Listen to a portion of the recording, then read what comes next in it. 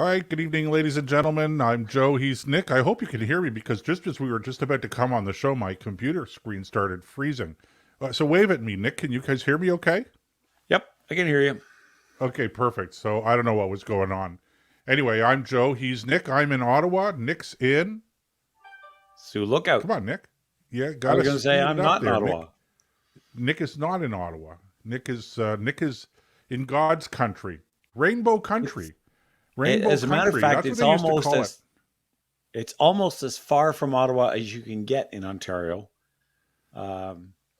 There's a few places in the northwest corner that you could go, but they're mighty small, and you got to fly into them. So yeah, I was going to say, for a place you can reach by the road, this is about as far away as you can get. Good evening, Chrissy. So, and Craig, nice to see you in the chat room.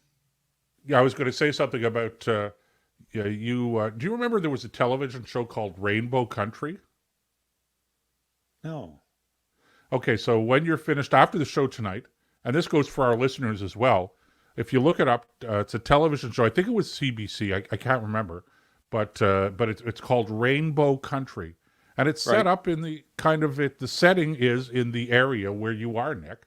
I don't know if it's quite that far north or if it's a little further southwest towards Kenora, but it's in that region. And it's well, I'm not going to give it away. There may be actually some episodes but surely on YouTube, but surely there are going to be some video clips. Anyway, great area. How's the snow situation up there, may I ask? Actually, you guys, I think, have more snow than we do. We've only got about a couple inches. And Buffalo got 6 feet, and they're forecasting another blast of snow for Windsor and down that neck of the woods, and they can have it. We had 5 feet last year. That was plenty. Well, I was down in Watertown today in upper state New York for a few hours and then up to Ogdensburg. And as you get closer to Watertown, the lake effect, you could see where they had quite a bit of snow. Not as much as Buffalo did, but they probably had 2.5, maybe 3 feet of snow. And of course, for our Canadian, our Canadian listeners, 3 feet is pretty much the equivalent of a meter. So, you figure it out from there. But it was interesting. We didn't get much. We got snow here, of course, but not as much. So I think we have about a few inches. Yeah. Anyway, and I should introduce in the background, John, our producer, is, as always, handling all of the technical aspects and ready to jump in with important information or to correct us when we are way off course. So I don't know if you want to give a wave there, John, or whatever, but there he is in the background somewhere, hiding, lurking. John is our lurker. There he is. Yep, just over on the website. I forgot to put the camera link up, so I'm just doing that for you now, guys, so people can click on the camera link at blasttheradio.com and join you via video chat. So that's what I've been sneaking right. Join us by phone by calling 613-604-6464. That's 613-604-6464. I have trained you so well. That's such a great number, by the way. That's... you don't even have to, you could easily remember that number. I locked into that phone number too. 604-6464. Yeah, I locked into that too, and so grateful for it. I want to say hello to Woodenhead. He's in the chat room. The chat room is an interesting place. We don't give it enough credit. We can't text back and forth with the people in the chat room. And there's but let's, what we've never done on the show, guys, is we've never actually told people how to get into this chat room. And I know you had a different setup in a previous incarnation of the show. So do you mind if I just sort of walk people through how to do that? Yeah. Okay. So we're on several platforms. So Facebook.com/BTR radio. That's way number one. YouTube.com/Blast the Radio. And twitch.tv/BTR radio. Post your comments wherever, it's obvious where it is, but post your comments in there and we will get them up on the screen. I assure you, Nick and Joe see your comments and we'll respond to them as they can. That's right. We can't respond to them all, but, and sometimes there's some good points made that we have to kind of, the flow of the show and so on. But it's tough being megastars, isn't it, gentlemen? Oh, you have no idea. I can't tell you. It's. I understand. It's a curse. Yeah. It's I try to go in. I try to go incognito as much as possible. So, I disguise myself. I don't have to try it. Nobody up here, nobody knows who the hell I am. Yeah. It was so bad. Nick had to escape to the far north just to get away from his now I fans. can walk down the street without being molested. All right. I'll leave you guys to it. I'm here if you need me. All right. There we go. Great. All Thanks, right, John. I want to dive in, Joseph. Go ahead. Yeah, no pun intended, right? No, Craig, there's no humble pie. I ate the whole thing. Sorry. A lot of things. No false humility on this show, Craig. No false humility. No false humility. Humility, yes, but false humility, no. We don't. As our friend Rush Limbaugh used to say, taking on the world with one arm tied behind my back. Half his brain tied behind his back. I probably half a brain tied behind his back. I guess, I don't know. I butchered that. That's okay. We got the idea. Because anyway, I could go on for hours about Rush, but I wanted to get into this story out of France. Now, it's a bit of a lighthearted story, but there's a picture. The caption is "Angler catches a giant," and this thing is a behemoth. 67-pound goldfish. John, do you have a? I sent you a picture of that, John. Do you have a picture of that we could put up? I don't think I got that email. I'm sorry. Oh, really? Oh man, that's too bad. Just imagine. Listen, we just got through talking about how famous and how popular each of us are. My inbox has been full, so it's probably bounced back to you. Okay. Oh, well, I didn't see a bounce back. Anyway, it's a picture of a guy. It was a link to a news story with a fellow posing with a 67-pound fish. It looks like a Saint Bernard without the hair. It's a 67-pound goldfish. Yeah, the kinds you have in your goldfish bowl. Okay, I've got it. I've got the picture coming your way in just a moment here, guys. I've got it. Okay, so when John's going to get that up. So for our viewers, you'll get an idea of just how big the thing is. See, now this is the thing about goldfish, right? Is that apparently they will continue to grow as long as they have the room to grow, the space, so they're not in the little goldfish bowl, and they have the food. That's right. So it's there it is. There's the picture. That thing would swallow small children and dogs. Yeah, that one. Now, ladies and gentlemen, let this be an important lesson to you, okay? This is what's going to happen to your little kitty's goldfish if you keep getting a bigger and bigger aquarium and feeding it. Okay? No, that's not going to happen. Have you ever had a goldfish? Well, it's good. It's good for a week. Then you're back to the store for another one.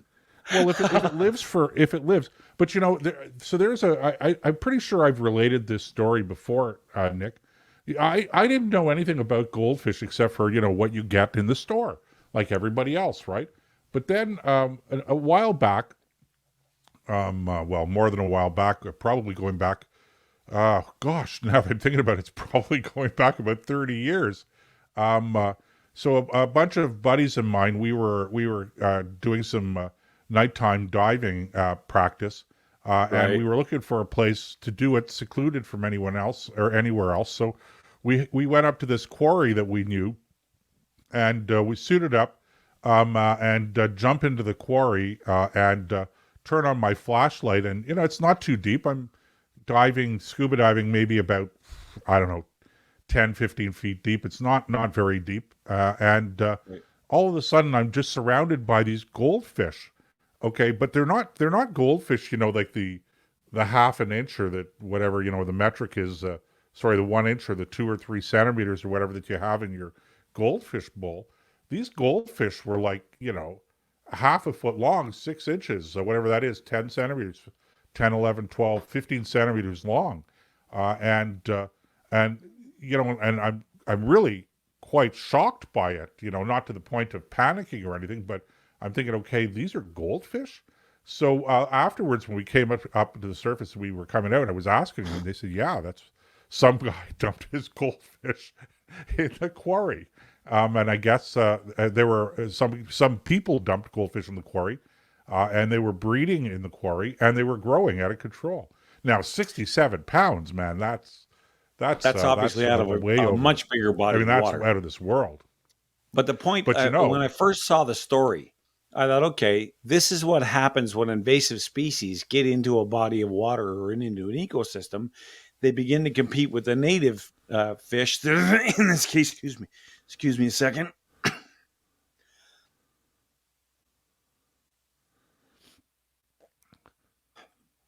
Then when they start to compete with the native fish that are there, what happens is they begin to push those other fish out and take over.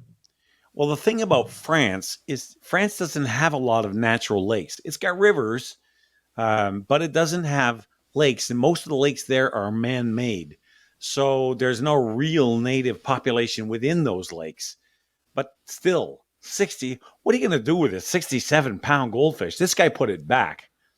And well, I guess so. Where are you going to put it otherwise? Bring it home to the kids? Well, it make great fertilizer. Yeah. Your pear tree would shoot up about 4 feet after you feed it that. Or, I mean, you can't even put that on your wall. Why would you want to? Well, okay, but in fairness, okay, picture this, okay, guys. Picture this. That or one of those talking fish where you flick the switch and it starts singing to you and the tail is wagging. I mean, which is a better conversation piece, really, when you get down to it. There was a mount of 3 of those rubber fish, and you'd press the button, and they all started singing The Weller Man. Remember that sea shanty that was going around about a year ago or so during the COVID situation? Right. It was funny. Oh, my good Lord, it was funny. And by the way, who is it? I want to just let Wooden Head know that is the first the upper one, the first post he made. That one. That comes from a song by Mac Davis from years ago. Oh, Lord, it's hard to be humble. Be humble. When you're perfect in every way. It goes on and on and on. I try hard to look in the mirror. Man, I get better looking each day. I love it. To know me is to love me. That's right. I must be a hell of a guy. I haven't heard that song in years. I had completely forgot about it, but now I'm thinking, okay, that should be our theme song. All right. We'll make that happen for next week then. All right. We'll see if we can put it up because it's an old Mac Davis tune. Well, he used to have a show. Now we're getting way off topic, but he used to have a show called the Mac Davis Show, and he would sit at the edge of the audience, and they would throw him words, and he'd make up a song. Well, he did a skit once with a bunch of kids sitting around, and the only lines of this little song he made up, I remember, are "Here we are, sitting in the kitchen, banging on the pots and pans." And the kids all had pots and pans, and they're beating the heck out of them. I know that song for sure. Here we are, sitting in the kitchen, banging on the pots and pans. I think it rings a bell with me, too. Yeah, he was a master at that. They'd throw a word like banana at him, and he'd come up with a whole song. Oh, I see. I certainly know his music. I didn't know that about him. That's pretty cool. That was during his TV show. But could he catch a fish? Not nearly as well as I can. Okay, but back to the topic. In all seriousness, okay, we're having fun with this goldfish, okay, and this was not a competition or anything like that. To the best of my knowledge, this is just a fish that this guy happened to pull out of whatever lake he was in. But it leads us into this interesting topic about competitions, and in particular, a number of fishing contests, and one recently, Nick, where we were just talking before the show, where the winner of the competition got caught, because I guess what they do is, I'm not sure what all of the criteria are for winning these competitions, but I take it that the size, the length of the fish counts, but also the weight of the fish. And this particular person won a competition, and you're going to have to remind me of where it was if you recall. But how they had won was they had fed this fish, or stuffed down into the gullet of this fish, lead weights. That's right. In order to increase the weight. The way that fishing tournaments work is you have 3 fish, and it's by weight. So these guys are out. I think it was a pickerel contest. It might have been a bass, but I'm thinking usually the big guys, the big money's in the bass fishing. And so let's assume it was bass. So they take lead jigs and all that stuff, and they just stuff them down the gullets. So they'll bass way more when they get them to the thing. And you're only allowed 3. So it's the total weight of the 3 fish that you bring in, and they have to be live released, right? They don't. You bring them in, you put them in the basket, they weigh them, and they drop right back in the lake right away. So these guys thought they'd be clever. What happened with this one that they stuffed full of lead? Yeah, they stuffed the guts full of. They stuffed their stuff down the throat. Throw it back in, and they caught them because he couldn't swim. He sunk down to the bottom. Lost they his have buoyancy. a live well in the boat, right? So they put the fish in the live well, and that kept them alive long enough to get there, and go through the scale process. But somebody got suspicious because the bass didn't look big enough to weigh that much. These guys are experts at this. This is what they do for their living. You can make hundreds of thousands of dollars as a professional bass fisherman if you're in the States doing a circuit, kind of like rodeo riders, but with fish. And just unbelievable. And they x-rayed the fish, and sure enough, guess what? Stuffed full of lead. Good grief. You've got to be cheated anything.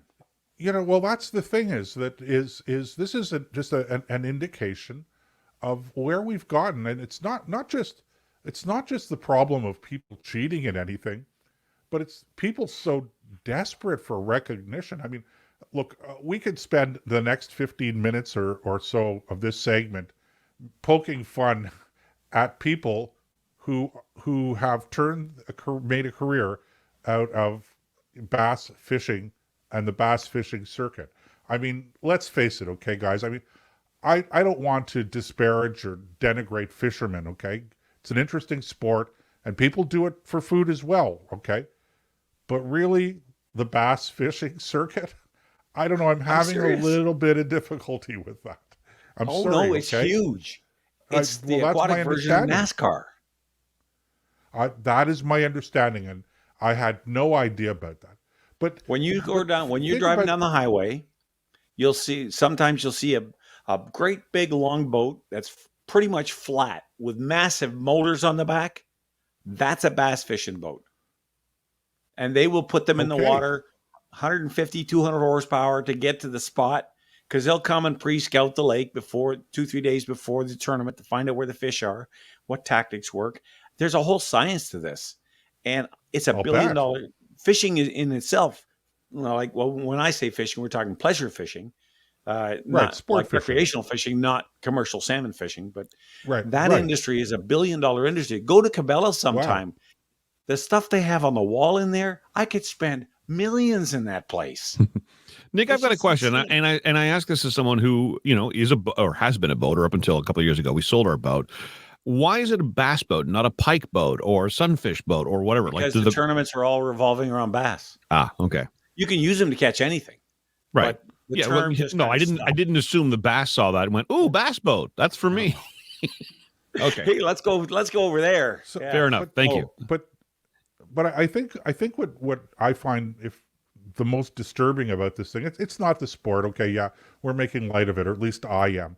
But what I find most disturbing is that people are just so hard up for recognition, for their 15 minutes of fame, if you will, that not only do they go into bass fishing, and we could use almost any kind of tournament to make this observation. Yeah. But to cheat at it, okay? Like, I'm so hard up. I need the recognition. Well, I suppose you could say that the money is an incentive too. But really, it's the recognition when you think about it, okay? I need to be on the cover of Fisherman Magazine. Oh, yeah. There's the money the sponsors pour into that stuff. You remember, I'll tell you 2 quick stories. First of all, there is a sport in Britain called carp fishing. And they sit around this little pond with big carp in it on a bucket. They're not allowed to move. And they got a 12-foot pole and about 20 feet of line. And they have bait. And you ever watch a golf tournament or, when on the PGA and everybody whispers as if the announcer talking will disrupt the next shot? That's what these guys are like. Gee, Charles. Well, you don't want to scare the fish away. Well, they don't want to upset the fishermen, see? So they speak very softly. What kind of bait do you think he'll use this year? Is he going with worms? Will he use minnows? Will he use his own mix? He's sitting on a bucket with a string on the end of a pole. And this is supposed to be, it's the most boring thing I've ever seen in my life. Now, the other story is about the fishing as far as when I watch these bass fishing tournaments. I don't watch them a lot because I love to fish. I'll be the first to admit it. I love to fish.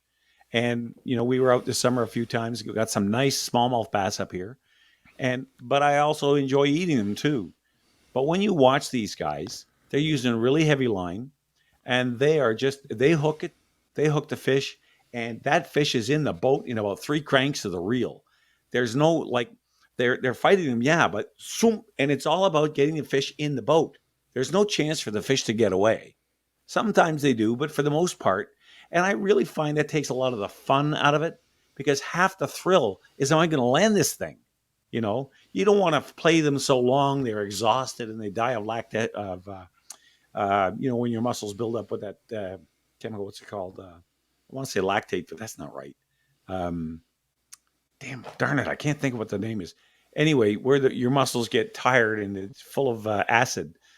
Anyway, you don't want to wear them out to that point where they'll die, but you want to give them a sporting chance, right? So if I hook a 3-pound bass, half the fun is the fight between me and the bass to get him to the boat where I can get a net under him and get him out of the water. And if I'm going to keep him, I kill him and I put him in a bucket. Or if I'm going to let him go, I get the hook out and drop him back in the water after we take a picture. That kind of stuff. But they don't do that in bass fishing, man. They just are just as fast. They get them hogs in the boat, man. One right after another. And they're always, this one's bigger. It stays. The other one goes. And it's all about the money.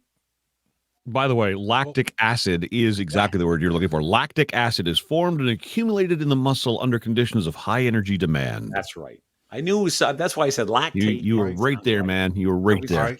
Lactate has something to do with mothers and milk, and I wasn't going to go down that road. Allow me to shed the veneer of humility that I am enveloped in at the moment, and point out to both of you that I actually knew that. You did, but I didn't want to. I didn't want to show anyone up, guys. Okay, yeah, yeah. And you sat there and said nothing. That was my humility. I was being humble. I understand. You did that so that producer John would go and Google, as he does, and come in as the hero. And you were willing to let me have that moment. You, sir, John, you are number 2 in my. By the way, Woodenhead has suggested a new name for the show. Humble Pie with Nick and Joe. Oh, man. Patricia, I didn't even see you come in. Patricia claims to have known that term, too. Yeah, sure. Yeah. Okay, so these guys, then, they do these competitions, and they're earning hundreds of thousands of dollars, potentially. Is that really what the prizes are worth? They could be that much? I believe so. Wow. Look at the size of Cabela's. I don't get it either, Joseph. But look at the size of Cabela's. That's got to tell you something. I drove to and from Peterborough last weekend. We had quite the snow between here and Peterborough. And I would say every 3rd or 4th vehicle that I passed on Highway 7 was towing some sort of boat. Doesn't matter that it's snowing. They're out there fishing. This is big time. Really? So if there's money to be made on the industry, you better believe there's money to be made in prizes for the people who are winning it. Well, I guess so. It makes sense. Yeah. I just Googled it, and according to Dr. Google, Kevin Van Dam, who was born in 1967, simply called KVD, is a professional bass fisherman from Otsego, Michigan. He's the all-time money winner in professional bass fishing, having earned $7,089,388 through August 2022. So, yeah. There's money in it. Lots of money. Well, what are we doing? And why are we trying to do talk radio? Well, Joseph, I tell you what, you buy the boat and I'll show you where the bass are. Yeah. Yeah, okay. We could do. Yeah. But listen, it sounds glamorous. That's not likely to happen. I don't think so. These guys, that's all they do. And they travel all over North America. They come to Canada. There's Bass Pro Bass tournaments in some of our lakes here, and the same thing down the States. And it's from one to another to another to another. It's not like it's glamorous when you're on the water and the TV camera's on you, but there's lots of miles. You make sacrifices. Like, how does your family feel about all you ever do is haul fish out of the water all day? And it's not commercial fishing. This is, now you might avoid saying, look, as long as you're making $7 million, what do I care? Who knows? But yeah, that to me wouldn't be, I wouldn't enjoy that. Unless, of course, they were paying me $7 million. But you wouldn't enjoy just spending your days fishing? I would, but not in a competition. My competition between me and the fish, not the guy in the next boat. That's why I like fly fishing, because it's, you really have to compete with the fish itself in its own backyard, and it's just a whole different kettle. Pardon the pun. I have studiously avoided fishing. I should say that I tried it out maybe 2 or 3 times in my life as a younger man, and I realized that the fish won every time. And I thought, there's no way that I could be an unhumble person if I'm constantly losing to the fish. Although I could tell you, it is a humbling experience. When you come up to Sioux Lookout, I'll show you how to catch fish. If you can't catch fish up here, you might as well jump in the lake and, swim. Don't get me wrong. I could catch all the fish in the world, but they were all these little small, whatever they call them, sunfish or I don't know what they call them, but it was. I'll send you a picture of an 18-inch bass I got, and the thing looks like a football. Right. When I get up to Sioux Lookout, will you bait the hook for me and take the fish off? Because that's the part I refuse to. I hate that. You won't need bait. How do you catch a fish without bait? It's called hard tackle. Well, you're baiting the fish with hard tackle. That's still bait. Yeah, but no, there's no worm. Well, you could use worms. You can use minnows if you want. Leeches too, but if you wanted to. But kind of like how we baited Mark into watching this show. He's not very happy. He said, "What does this have to do with political talk?" All right, he's quite right, and it's time for us to take a break because we do have politics. We've been talking politics the whole time. It's just in code. Yeah, actually. Yes, the fish we're catching are those gosh darn liberal fish, and we're yanking them out of the Who do you think that 67-pound carp Chinese was? are listening. All right, we're going to take a break. We'll be back with some regular political talk right after this.